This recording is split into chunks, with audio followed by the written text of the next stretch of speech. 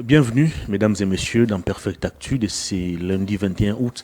Le tout premier numéro de la semaine, c'est toujours un plaisir de vous avoir très nombreux à regarder cette émission axée sur le décryptage de l'actualité. On va aujourd'hui faire le point sur le procès Bukanga Lonzo qui a démarré. C'est lundi 21 août. Matata Pogno, absent du pays, s'est fait représenter par ses avocats et aux dernières nouvelles, la Cour a décidé de renvoyer l'affaire au 4 septembre prochain parce que la saisine a été irrégulière dans la procédure. Il faudra donc attendre le 4 septembre prochain pour savoir un peu plus sur l'affaire Bukanga Lonzo qui continue d'accabler l'ancien Premier ministre Augustin Matata Pogno Mapon. L'actualité, c'est aussi la proposition du professeur Isidore Ndaïwel qui estime que le mandat du président de la République doit être modifié, mais aussi celui des députés nationaux. Les professeurs, cet historien, estime qu'on doit passer des 5 ans renouvelables pour les présidents de la République à 9 ans non renouvelables. Qu'est-ce que vous en pensez? On va tenter d'en parler au cours de cette émission. Salomon Escadela se trouve toujours à la prison militaire d'Endolo et aux dernières nouvelles, en dépit des examens qui ont été réalisés en présence des médecins de la prison militaire d'Endolo, mais aussi des médecins légistes de la DEMIAP qui ont attesté que Salomon était malade. Mais malheureusement, les conseillers spéciaux de Moïse Katumbi ne peut pas se faire soigner. Ainsi, on a décidé, quelques officiers politiques, quelques personnalités politiques, on va dire. Qu'est-ce qui se passe réellement dans ces dossiers? On en parle au cours de cette émission. On ne va pas oublier le DG Peter Tiani Malembe qui a été arrêté vendredi dernier et relaxé samedi dans la soirée. Ses téléphones étaient confisqués. Jusque-là, au niveau de la justice, nous apprenons aux dernières nouvelles qu'il a pu retrouver ses téléphones. Ces téléphones ont été donc restitués. Qu'est-ce qui a été finalement au cœur de cette arrestation? On revient sur ça avec, sur ces plateaux, Jonathan Mbele, président du parti politique Pour l'amour du Congo. Bienvenue, cher Jonathan.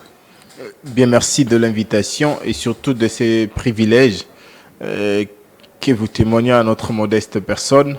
Je me permets de vous remercier pour cela. Bien évidemment, je salue tous nos compatriotes congolais qui auront l'amabilité ou la possibilité de nous suivre au travers de Perfect TV et même de différentes plateformes de réseaux sociaux. Je pense que nous allons passer des excellents moments d'antenne où seules les réflexions et les analyses prendront le dessus sur notre propre considération personnelle. Parce qu'il faille déjà dire que lorsque la nation est mise au cœur d'une réflexion, il faille s'activer de cet esprit patriotique, mais aussi d'une objectivité beaucoup plus cohérente, sans oublier la constance et la ligne ou encore le directif de votre combat politique. Donc nous allons bien évidemment analyser pour l'intérêt de la République. Je me permets de saluer tous nos compatriotes congolais qui se retrouvent en ce net moment à la prison centrale de Makala, qui nous suivent ou qui nous suivront.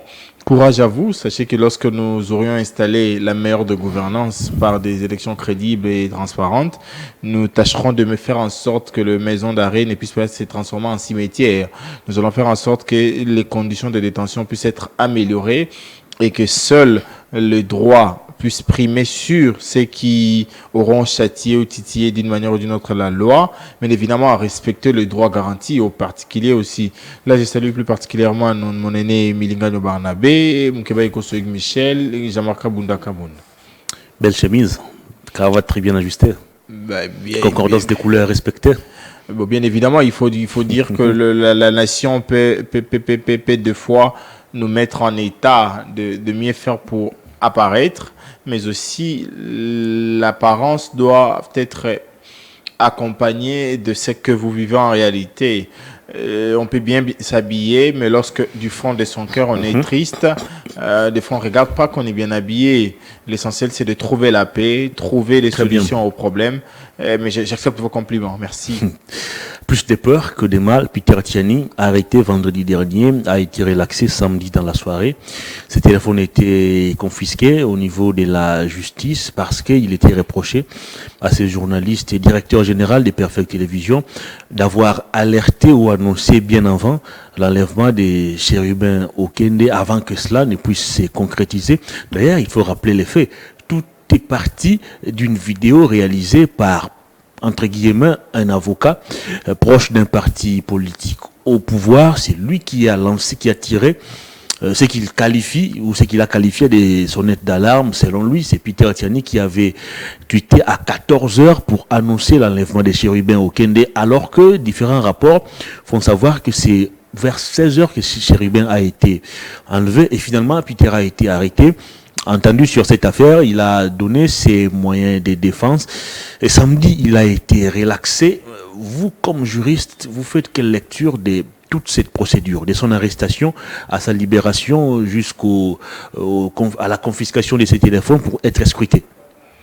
Bien, merci de la question. Mais déjà, il faut préciser que je ne souhaiterais pas analyser les émotions des gens. Je ne souhaiterais pas analyser les tempéraments des gens. Je ne souhaiterais pas analyser l'humeur d'une personne. Surtout que la plupart de ces personnes qui agissent avec émotion, avec humeur, ce sont des gens qui ne sont pas crédibles. Ce sont de jeunes gens qu'on utilise comme ça abusivement par le pouvoir, avec pour conséquence des petits billets de banque pour essayer de défendre leur gestion opaque. Mais bien évidemment, moi je vais être objectif et je vais analyser les faits. Déjà, il faut pas que vous puissiez passer ces introductions-là dans les sens de plus de peur que de mal. Parce que le mal est là. Et la peur était là. Comme personnel de Perfect Télévision, je ne vous informe pas. Vous êtes informé, vous avez un réalisateur à l'hôpital. Donc, ça veut dire qu'il y a un souci. Le souci, c'est que la peur était là et ça produit des conséquences. Là, c'est les premiers volets. Les seconds, c'est qu'un compatriote congolais a passé comme ça 24 heures de stress et de traumatisme. Parce que lorsque l'on est arrêté dans de meilleures conditions, psychologiquement, on est apaisé. Mais lorsqu'on est arrêté dans des conditions où devant ses collaborateurs, devant l'opinion, on vous livre en spectacle, du point de vue psychologique, on n'en revient pas facilement. S'il fallait consulter les psychologues, on vous dira qu'il faut des temps de réadaptation où la personne va reprendre le cours normal de sa vie. C'est encore un autre souci. Donc moi, je pense que plus de peur et de mal. Il ne faut pas dire plus de peur que de mal. Non, plus de peur et de mal parce que toutes ces conditions-là n'ont pas été respectées. Très bien. Mais aussi, il faut y revenir sur les contours même de la procédure d'abord qui conduit à son arrestation. Je sais que de par la loi, on arrive à arrêter une personne lorsque 3 conditions sont réunies. Notamment lorsque son identité n'est pas claire. On ne sait pas il s'appelle qui. Mais je sais que votre DG s'appelle Peter Tiani Malembe. Ça, je sais de lui. Ensuite, si son adresse n'est pas connue. Mais ici, non, sur Kinshasa, tout le monde sait où habite Peter Tiani. Il suffit de passer sur le boulevard, demander à un motard ou à un taximan, amène-moi chez Peter, il t'amène. Et le troisième volet, c'est que lorsqu'il existe des indices sérieux de culpabilité, Exact. ça veut dire que grâce à ces indices-là, on peut établir qu'il est auteur, il est co-auteur, il est complice. Mais lorsque ces 3 faits ne sont pas réunis, on ne sera pas en mesure d'actionner les articles 27, 26 et je crois 31 de notre code de procédure pénale qui institue cette histoire d'arrestation ou de garde à vue. Moi, je pense que déjà par le fait que ces conditions n'ont pas été respectées, il y a les droits d'un compatriote congolais qui a été violé. Les droits de bénéficier d'un meilleur traitement. Les droits de jour de ses libertés de mouvement et de circulation. Mais aussi ensuite, un compatriote congolais s'est vu être dépossédé pendant 24 heures d'un bien qui lui est propre. Ça veut dire c'est un bien privé. Et pendant ces 24 heures-là, je ne sais dire qu'est-ce qui a été fait et qu'est-ce qui a été visualisé dans ces téléphones-là. Aujourd'hui, avec des pièces presque introuvables, on peut installer des puces. Avec des pièces presque indéfinissables, on peut installer des traceurs. Donc aujourd'hui, moi, je ne sais pas ce qui a été fait ou ce qui a été recherché dans ces téléphones-là. Et je préfère ne même pas en savoir parce que je suis de ceux qui pensent qu'il n'en existait pas. Mais s'il faille aller sur le fond de l'affaire, vous savez, aujourd'hui, il est difficile de tronquer dans les numériques. Il est difficile de mentir dans le domaine du visuel. Exactement. Parce que tout est identifiable. On peut tout retracer à n'importe quel moment. Si l'on ne sait pas le faire en interne, on sait le faire à l'extérieur parce que toutes ces plateformes ont des serveurs quelque part. Et comme nation, comme système judiciaire, on peut également demander à être tracé. On peut demander à toutes ces plateformes-là de nous fournir la documentation pour X période. C'est possible, c'est faisable. Mais aujourd'hui, voir que l'instance ou l'appareil judiciaire s'est activé parce qu'un monsieur qui peut-être a besoin de billets des banques a fait une vidéo, on s'active, ça dérange. Et moi, je pense que la meilleure des choses à faire pour nous mettre tous en confiance et en sûreté serait d'appeler le monsieur de l'entendre sur procès verbal. Absolument. Et lorsque ce monsieur viendra déposer pour certifier que cette vidéo est sienne, parce qu'on connaît ce genre de personnes sont de péreux, des gens qui n'ont pas l'habitude de s'assumer. Si c'est lui, ils doivent confirmer. Non, mais c'est bien lui. Mais Il s'est filmé lui-même. j'arrive. On peut pas parler d'un montage d'appareil sur Vous savez qu'aujourd'hui, dans le domaine du live, on peut bien évidemment installer Jonathan et faire parler à un coq. Vous pouvez imaginer ça un peu. Donc, je pense qu'aujourd'hui, la réalité, c'est qu'on devait d'abord commencer par authentifier la vidéo pour lesquelles certains sont servis. Il n'a jamais démenti cela. Voilà. Est-ce qu'il pourra même le faire? C'est un peu heureux, en fait. C'est ça la réalité. Donc, moi, je pense qu'aussi longtemps qu'on n'a pas authentifié la vidéo et que l'on n'aurait pas entendu l'émetteur sur PV, je le considère comme un tract, mais tract en mode audiovisuel. Pourquoi? Parce que si ce n'est pas un tract, il devait s'assumer. Surtout qu'il est de ceux qui ont étudié le droit. Ça veut dire qu'il sait qu'il peut faire une dénonciation par écrit, déposée. Et sur pied de cela, les gens vont s'activer. Mais s'il ne les fait pas déjà de manière formelle par écrit, ça veut dire qu'en réalité, quelque part, il a lui peur. Mais il a peur de quoi? S'il pense être dans la vérité. Mais aussi, j'aimerais ici profiter pour interpeller un peu ceux qui opinent dans la justice. Vous savez, lorsque vous parcourez nos cours des tribunaux, il est écrit « Nous jugeons nos semblables ». C'est pour dire que demain, vous pouvez être à cet endroit-là. Je ne peux pas imaginer, pour arrêter un journaliste déjà, on va mobiliser plus de 3 services de l'État. J'ai vu les hommes en tenue militaire, j'ai vu des hommes en tenue policière et j'ai vu des hommes en tenue civile. Ça veut dire qu'on a mis 3 services seulement pour une personne. Et moi, je me pose la question, quelle est la menace pour laquelle on doit immobiliser 3 services? Et puis encore, on a pris 3 4-4.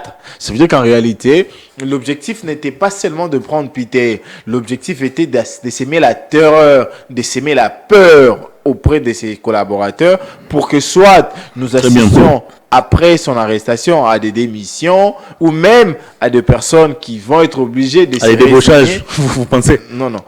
Vous savez, ça j'aimerais le dire aux journalistes de Perfect TV. Nous sommes dans un combat où il faut éviter de perdre parce que l'on a soif. Il faut plutôt accepter de souffrir avec la soif pour être grand demain. C'est très profond. Voilà. Ça, je l'ai dit aux journalistes de Perfect Télévision. Ils viendront avec des propositions, ils viendront avec des offres. Sachez que vous menez un bon combat.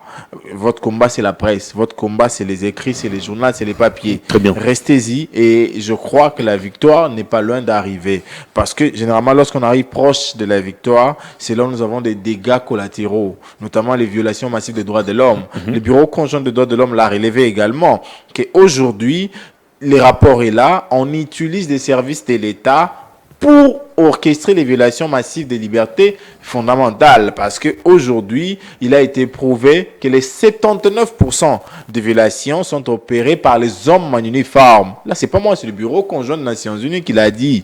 Mais s'il faille en douter, la preuve, elle est là, les vidéos sont virales. Comment pour prendre un simple monsieur, journaliste de son état, patron d'un média, on va mobiliser 3 services. Domicile connu. Voilà. C'est en fait ça la réalité. Moi, je pense qu'il faille que ceux qui orchestrent dans la justice puissent savoir que ce n'est qu'une routine. En fait. Bien. Une dernière question. Ça pourrait être leur tour et je ne sais pas quelle sera leur condition lorsque ce sera bien évidemment leur tour. Une dernière question avant d'évoluer avec d'autres sujets. Mais pourquoi jusqu'à ces jours, c'est lui qui a tiré la sonnette d'alarme sur ces prétendus tweets que personne n'a d'ailleurs vu jusqu'à ces jours, n'est jamais inquiété? Il faut rappeler aussi que ce monsieur a été arrêté pour diffamation. Il avait diffamé la femme d'une autorité ici. Je vous l'ai dit d'entame. Déjà que c'est pas des messieurs, c'est pas des genres de personnes qui s'assument. C'est pas des genres de personnes courageux. Voilà pourquoi ils préfèrent se résigner au travers de vidéos. Parce que des hommes qui s'assument prendront un papier, ils le déposeront devant les autorités attitrées. Et surtout qu'ils seraient aussi avocats. Je n'entre pas dans ces terrains-là. Moi, je pense que déjà, lorsqu'on ne sait pas s'assumer, c'est un problème de conviction. On n'est pas convaincu de ce que l'on fait. Ensuite, Je pense que l'appareil judiciaire de mon pays devait le prendre effectivement comme renseignant en les verbalisant, en l'écoutant de manière beaucoup plus ouverte, où il vient lui dire ce qu'il a produit comme vidéo. Mais s'il ne les fait pas, ou si l'appareil judiciaire ne les fait pas, ça veut dire qu'en réalité, ils ont cru à un tract qui aura difficile à être authentifié, qui aura difficile d'être assumé lorsque les choses deviendront sérieuses. Parce que aujourd'hui, si effectivement la justice décide, je suis sûr que ça sera le cas, de mettre loin votre patron, M. Peter Tchani, il lui reviendra comme droit de poursuivre la personne qui a été à la base de ces traumatismes que ces personnels ont subis. Parce qu'aujourd'hui, quelqu'un est à l'hôpital à cause de ça. Donc moi, je pense que aussi longtemps que régnera cette justice, malheureusement, et de manière beaucoup plus lamentable, politiquement orientée, nous n'atteindrons pas le socle d'une justice beaucoup plus indépendante et sincère au vu et au su des droits et libertés fondamentales des Congolais. Très bien, on reste toujours dans le volet judiciaire pour parler cette fois-ci du procès Bukanga Lonzo qui a démarré, c'est lundi 21 août devant la Cour constitutionnelle. Matata Ponyo, ancien Premier ministre, et Deogracias Mutombo, ancien gouverneur de la Banque centrale, mais aussi les Sud-Africains, directeur général d'Africom, Christopher Grobler, font partie des accusés. Le procès, on va dire, l'audience a démarré aujourd'hui. Matata Ponyo s'est fait représenter par ses avocats, Deogracias également.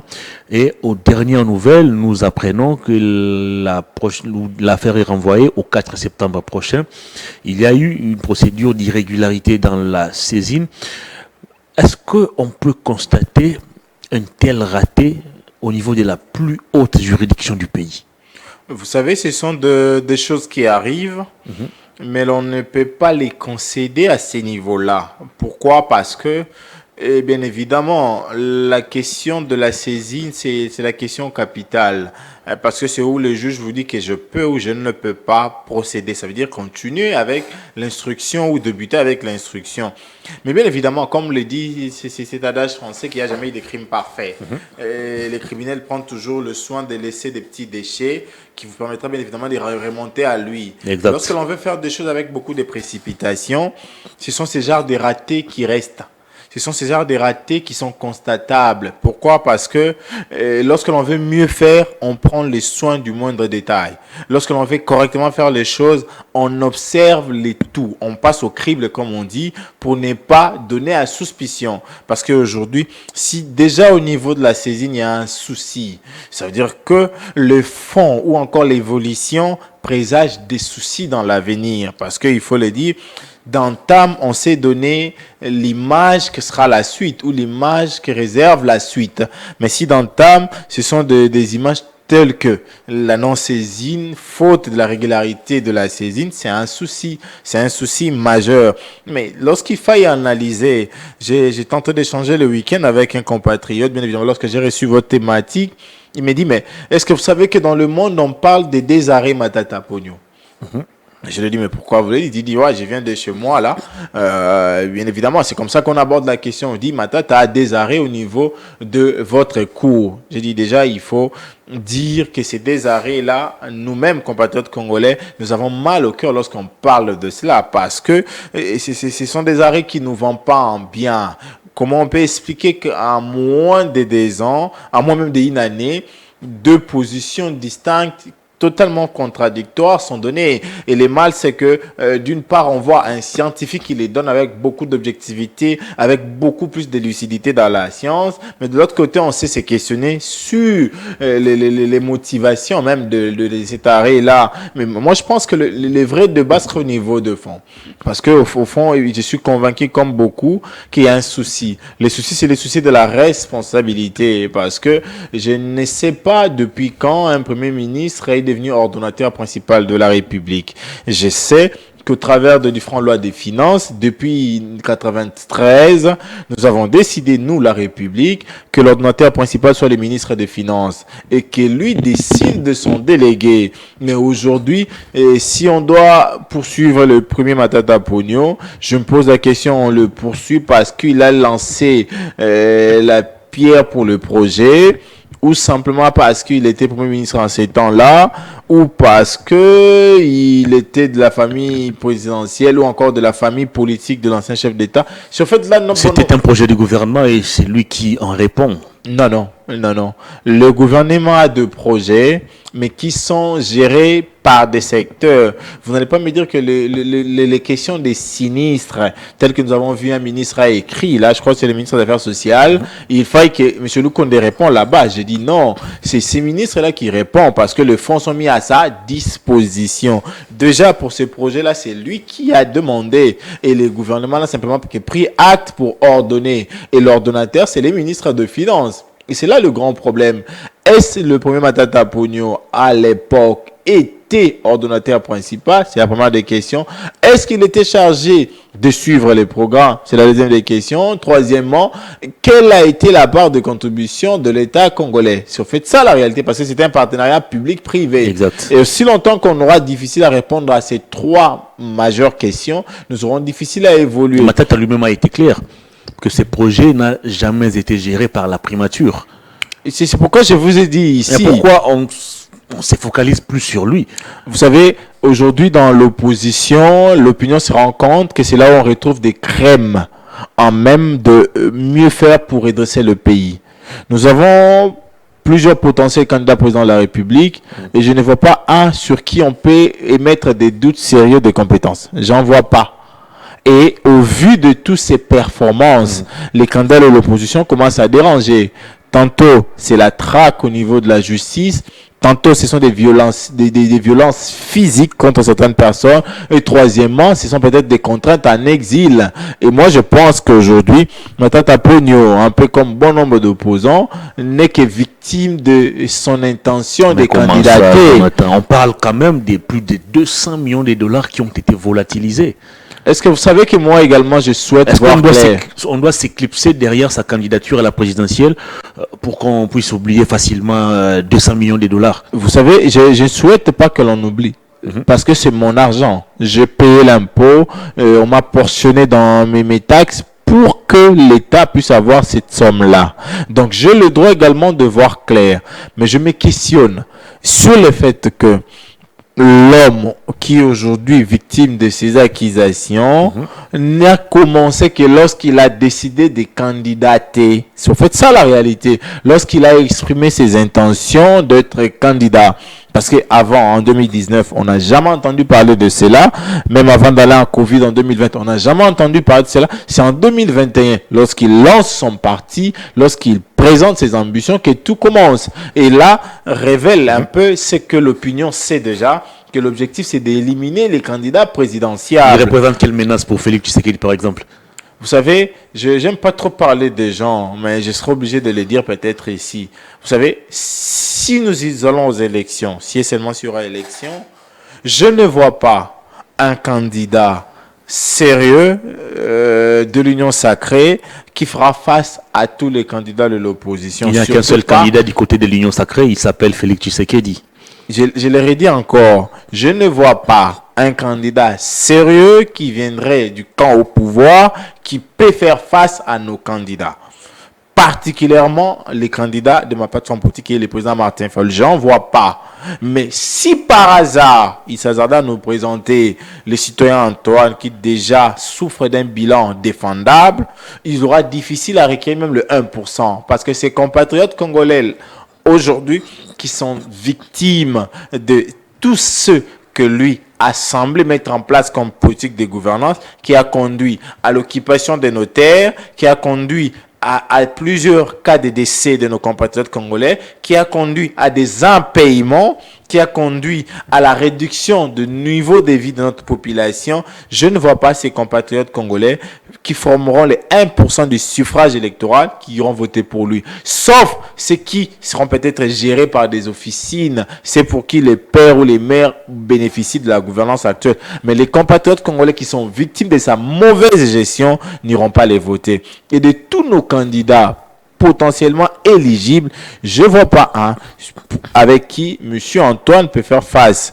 Le président Martin, déjà, il aura difficile. Voilà pourquoi ils évitent depuis un débat à la présidentielle, parce qu'ils n'auront pas d'argument à développer. Je ne vois pas avec le premier Mouzitou un expert attitré, une des intelligences que mon pays regorge. Je ne vois pas avec le président Sessanga, le président Katumbi, moins encore le docteur Mukwege d'ailleurs, et même le prix premier Nobel. Matata Ponyo. Donc, je ne vois pas un candidat à la présidentielle qui pourrait bien évidemment être titillé par les citoyens Antoine. Il est vrai qu'il a maintenant des moyens, il peut faire une très bonne campagne, mais les compatriotes congolais ne mangeront pas que pendant les 20 jours de la campagne, ils auront besoin de manger 365 jours.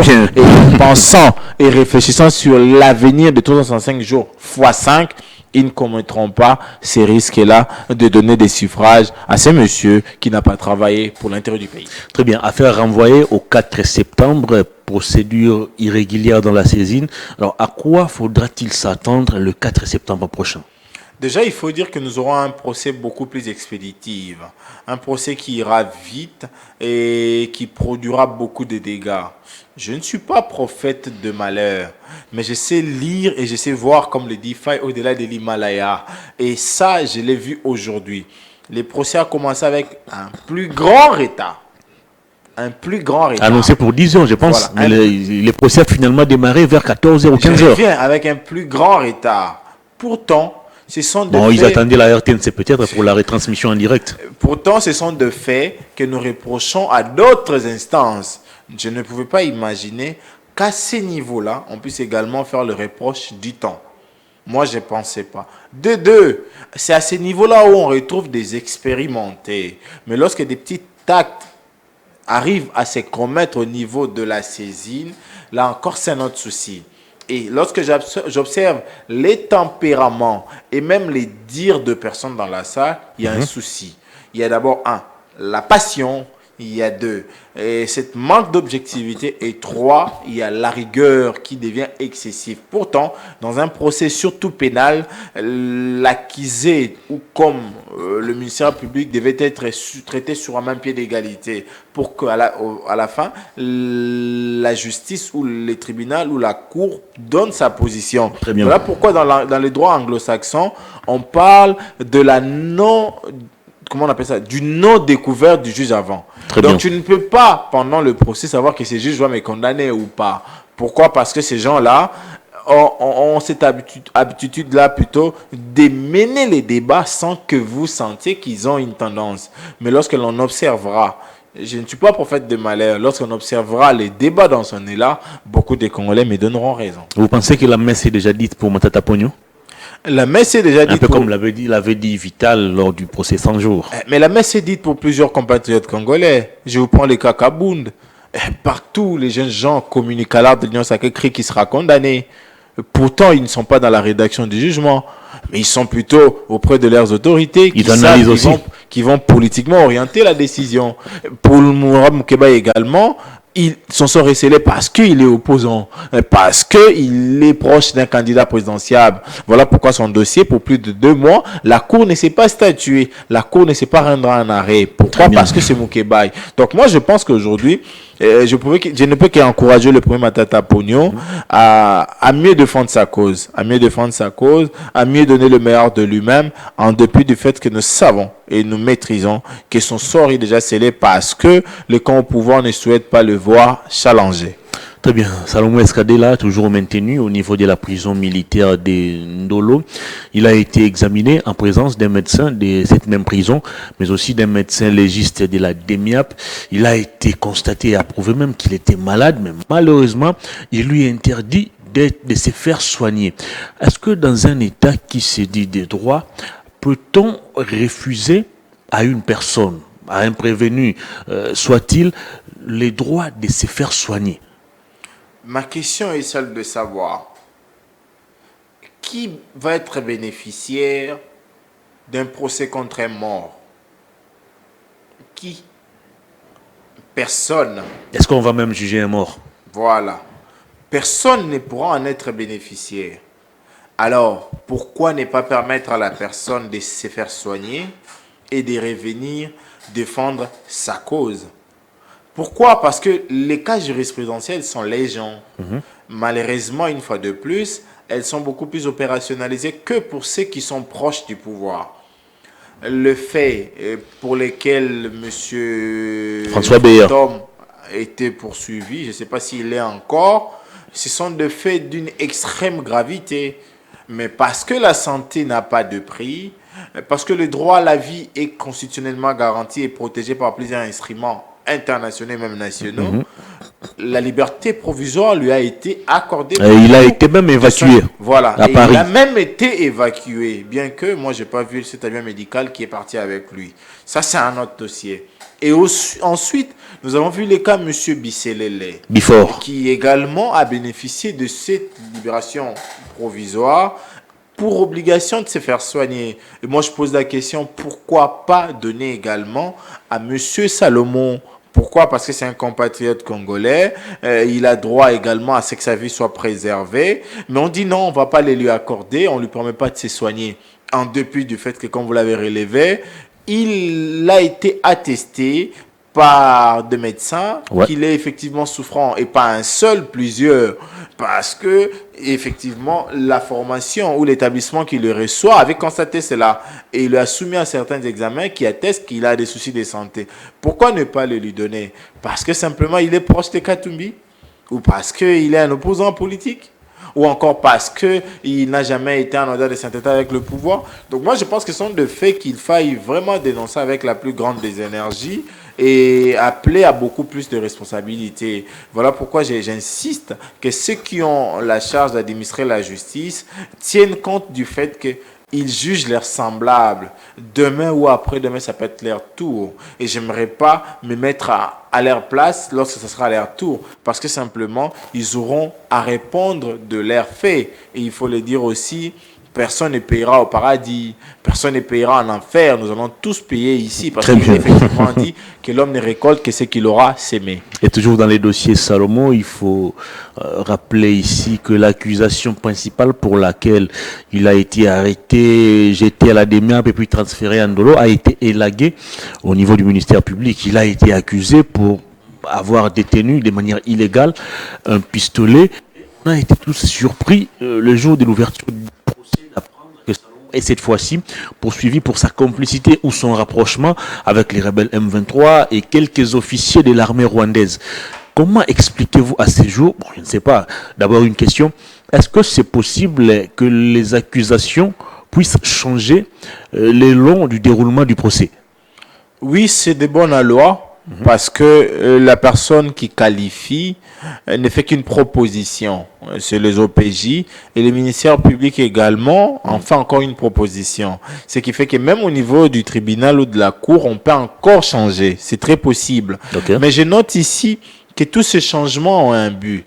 Tous ces changements ont une finalité. La finalité, c'est de priver définitivement la liberté à Salomon. Ça, c'est ce que moi, j'ai comme lecture maintenant. Parce que les infractions pour lesquelles il est poursuivi maintenant sont d'une extrême gravité. La trahison est punie de la peine la plus lourde qui existe en droit congolais. Ça veut dire la peine capitale. Pour de bon. Donc, comme on ne sait pas appliquer cette peine capitale-là, il passera presque toute sa vie en prison si l'on arrive à établir ces faits-là. Deuxièmement, lorsqu'on parle de ces rapprochements-là, voilà pourquoi il est recommandé à la justice de demeurer la plus grande demi-ouate. Parce que aujourd'hui, les compatriotes congolais, notamment vous, les journalistes, vous vous questionnez sur l'évolution. Comment nous sommes partis des pistolets à complicité maintenant? Nous sommes partis des pistolets à trahison. Simplement parce que la plus grande demi-ouate a eu à s'exprimer et lorsqu'il s'est exprimé, il n'a pas tenu compte du fait que ce que lui propose n'est que de propositions. Demain ou après-demain, les magistrats peut les changer en les requalifiant. Et plus grave encore, même les tribunaux peuvent décider de revoir ces qualifications-là. Donc moi, je pense qu'aujourd'hui, de manière beaucoup plus correcte, il faille se questionner. Mais un petit souci de procédure qui s'impose. Est-ce au niveau du parquet, on l'a entendu sur des faits pour lesquels il a été poursuivi déjà au niveau des OPJ, ou là, on l'a entendu sur des faits qui sont rapportés devant le tribunal. Sur fait ça de questions. Parce qu'on dit, la personne ne peut pas être jugée pour des faits qui n'ont pas été mis à sa disposition au moment 2. Donc, s'il n'a pas été préalablement entendu pour ces faits-là, devant les juges, ça sera difficile de soutenir cela. Voilà pourquoi ces avocats auront le droit de demander aux juges de ne pas considérer parce que leur client ne se serait pas vu être entendu pour ces faits-là avant. Donc moi, je pense qu'aujourd'hui, la réalité, c'est que le pouvoir actuel, la gouvernance actuelle ne veut pas voir Salomon en liberté parce que c'est le plus grand. Mais il représente quel danger pour ses pouvoirs? Vous savez, il y a pas plus lourd. Il est réputé être calme, être serein, conflictuel. Comment il va représenter un danger Il n'y a pas pour plus ses pouvoirs? lourd, il n'y a pas plus grave que de ôter à un aspirant ou à un challenger politique son conseiller spécial. Parce que c'est le dernier et c'est le premier à être consulté par les challengers. Donc c'est son homme de confiance. Et lorsque l'on le lui retire, ça veut dire que d'une certaine manière, on les fragilise. Absolument. Ça, il faut le prendre en considération. Et lorsque vous parlez de la menace, lorsque l'on sait extirper proche d'un potentiel, un homme de confiance, ça veut dire qu'en réalité, on vous vise vous. Ce n'est pas en réalité Salomon qui a été visé, mais on a visé la hiérarchie. Mais comme par malheur de coïncidence, on est tombé par lui. Donc moi, je pense que la réalité, c'est que effectivement, il représente une menace parce qu'il est proche d'un candidat présidentiable. Il est proche d'un candidat potentiellement éligible.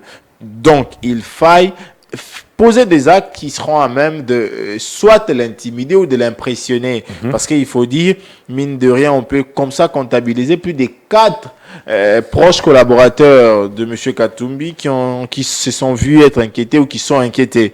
Je cite Noram Kebaï Kosoïg Michel, pour qui on a violé tous les textes existentiels parce qu'il est proche de Katumbi. Je cite le noir Franck Diongo parce qu'il revenait de là.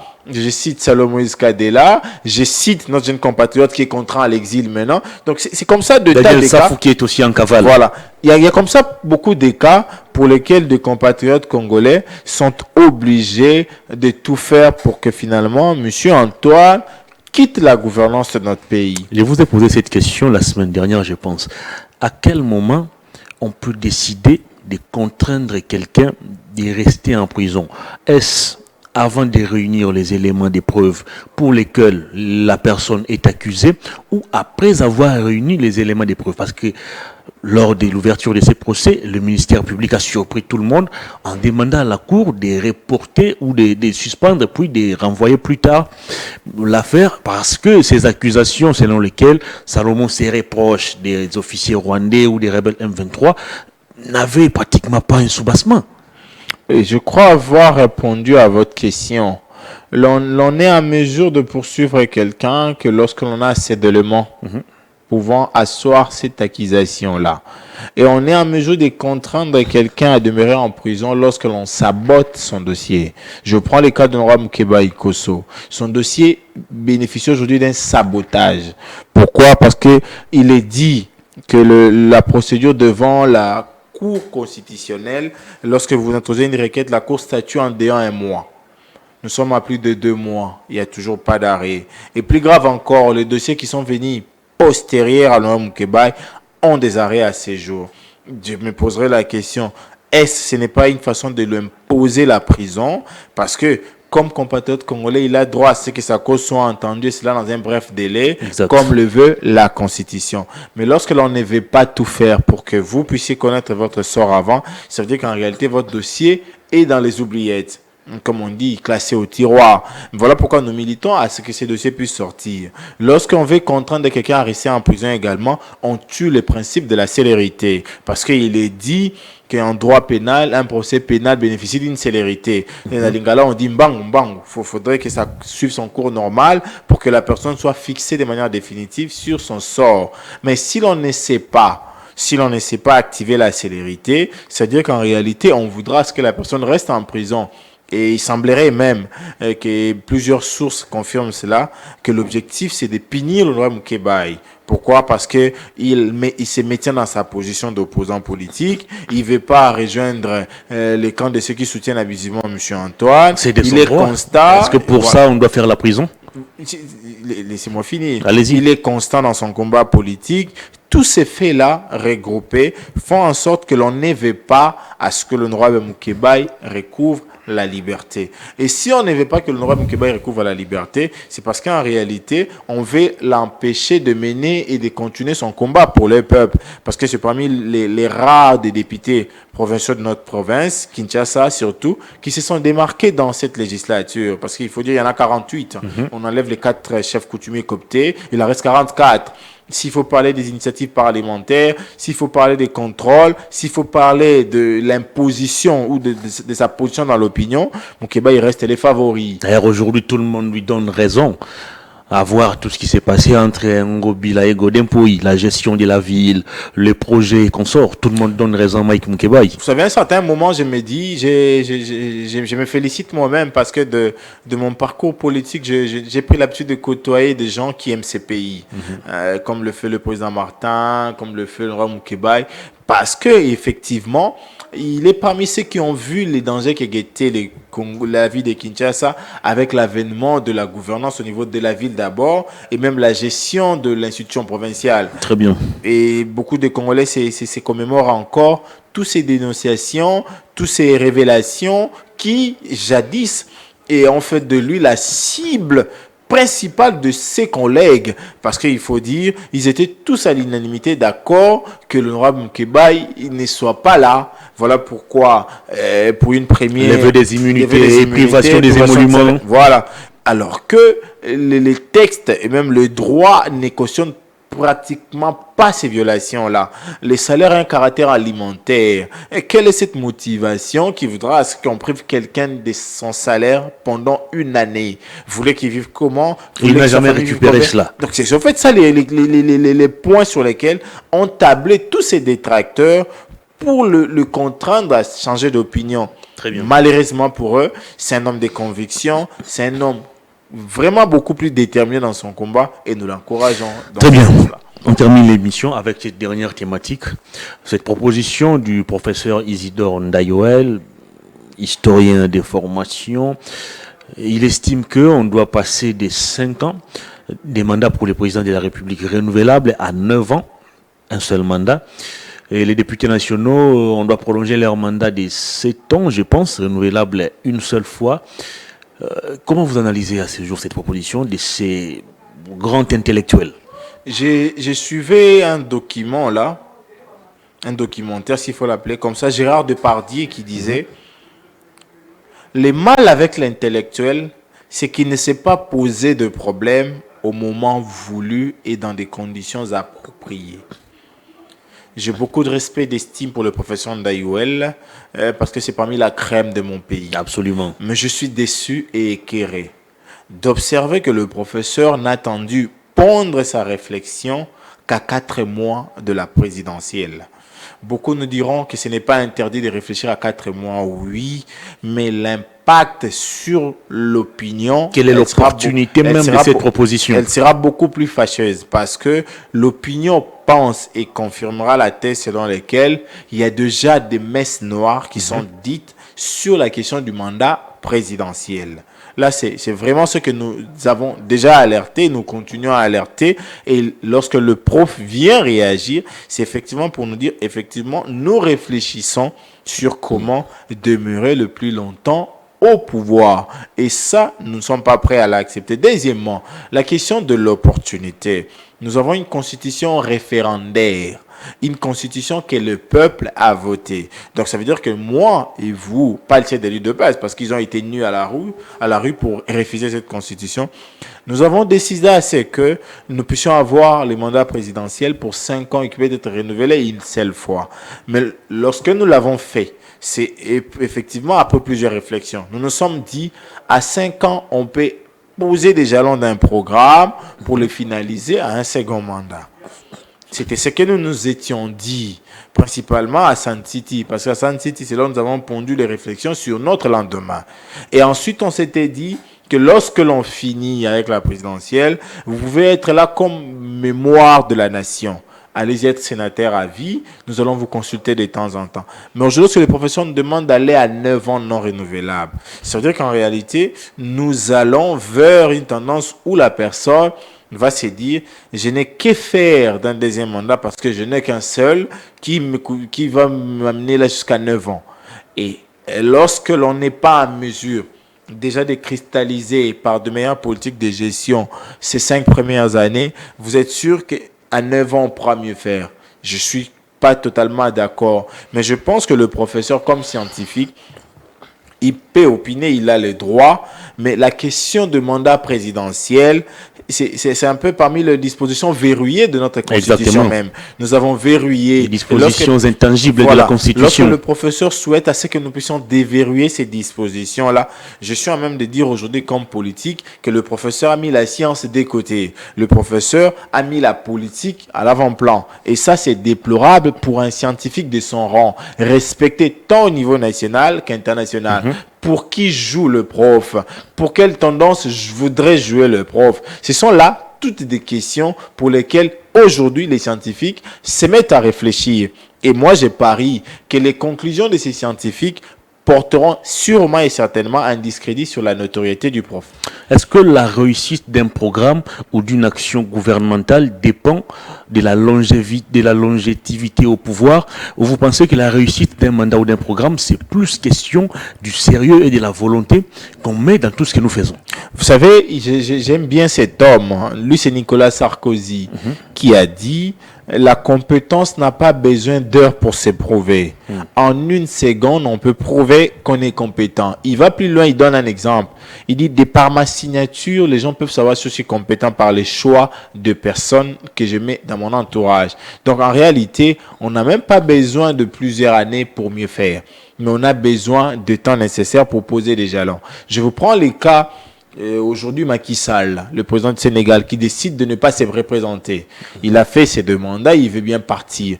Posons la question à Macky Sall. Il ne souhaiterait pas être là lorsqu'on va inaugurer Dakar 2, qui est la 2e plus grande ville qu'il, lui, est en train de construire parce qu'ils ont commencé le projet à son arrivée au pouvoir.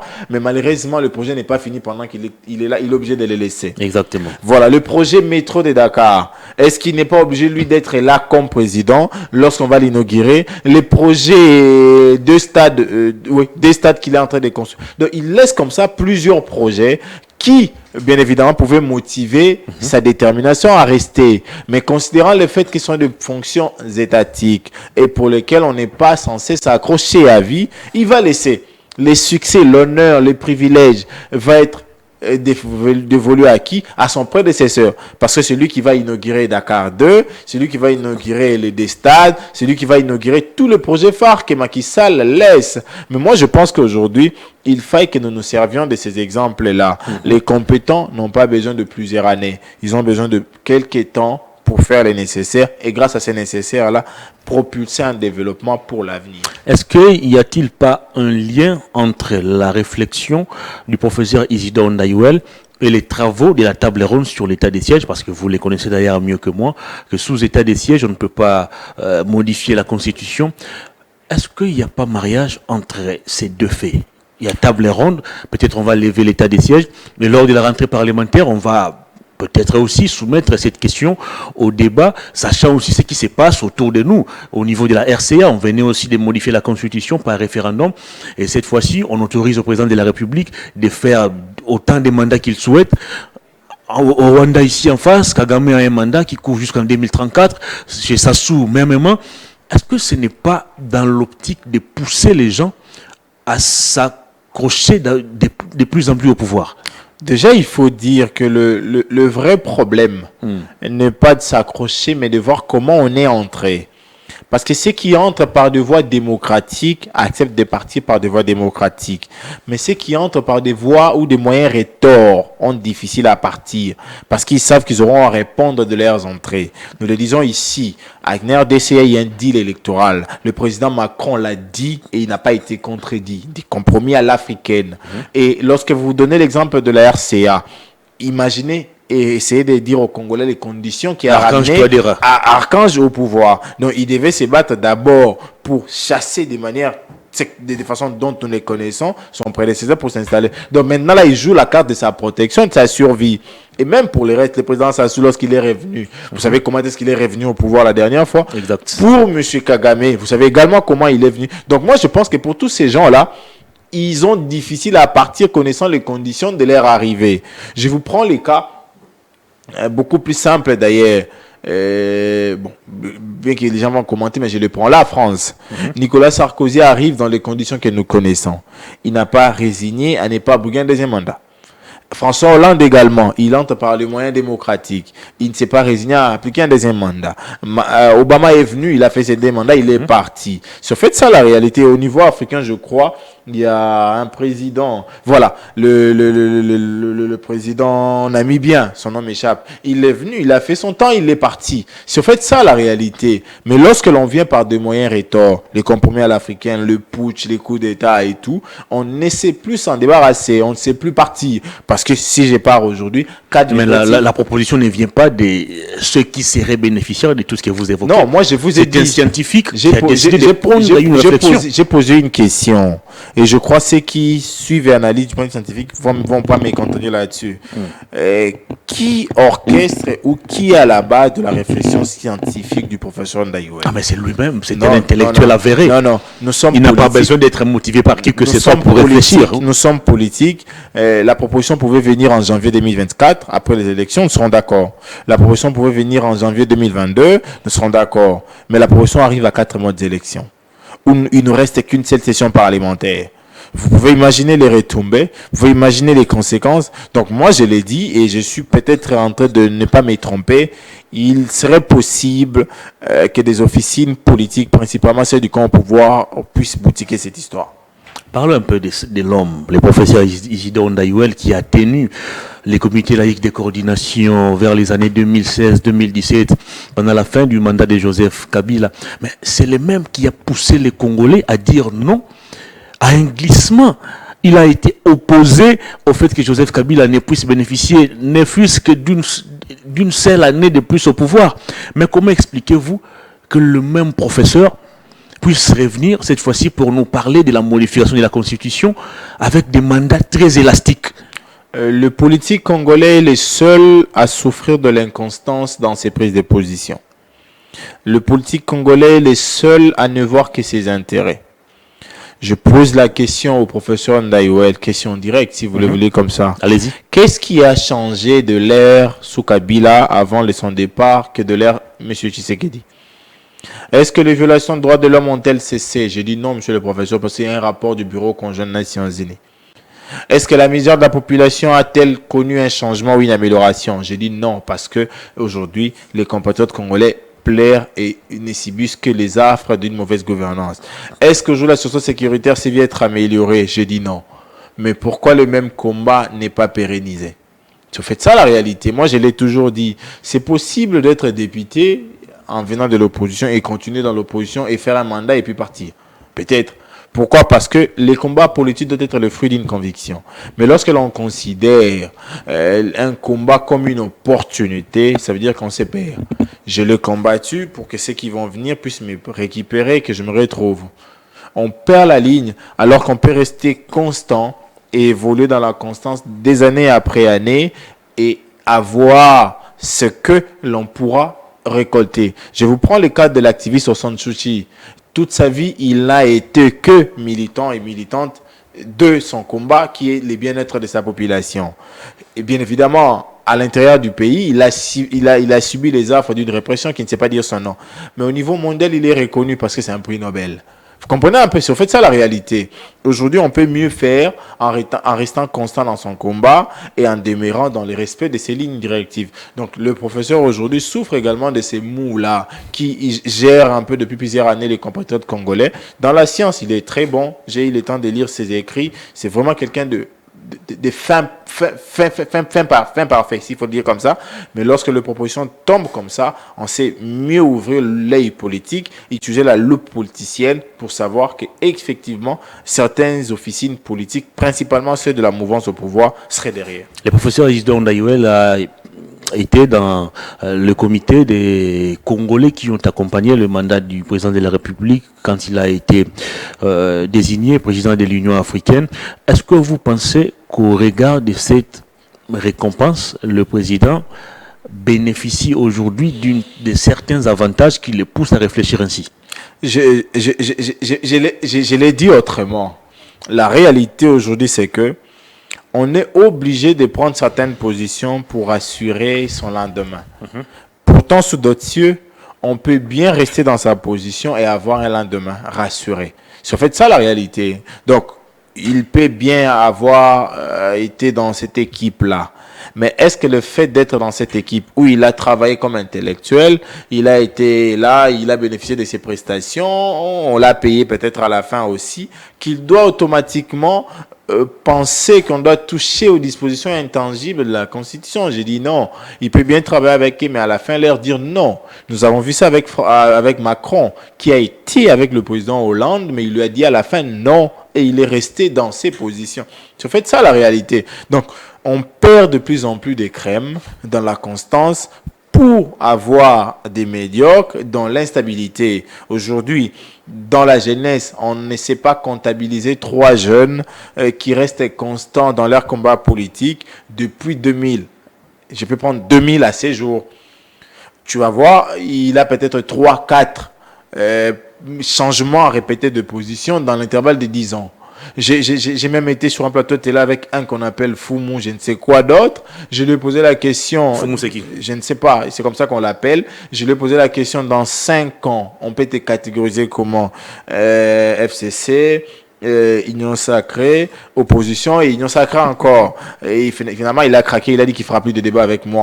Et pourtant, je l'ai ramené à une responsabilité. Il y a aussi un autre. Il y en a plusieurs. Et c'est ça le mal de la jeunesse et même de la classe politique. Aujourd'hui, on ne sait pas définir un combat, on ne sait pas la poursuivre avec objectivité.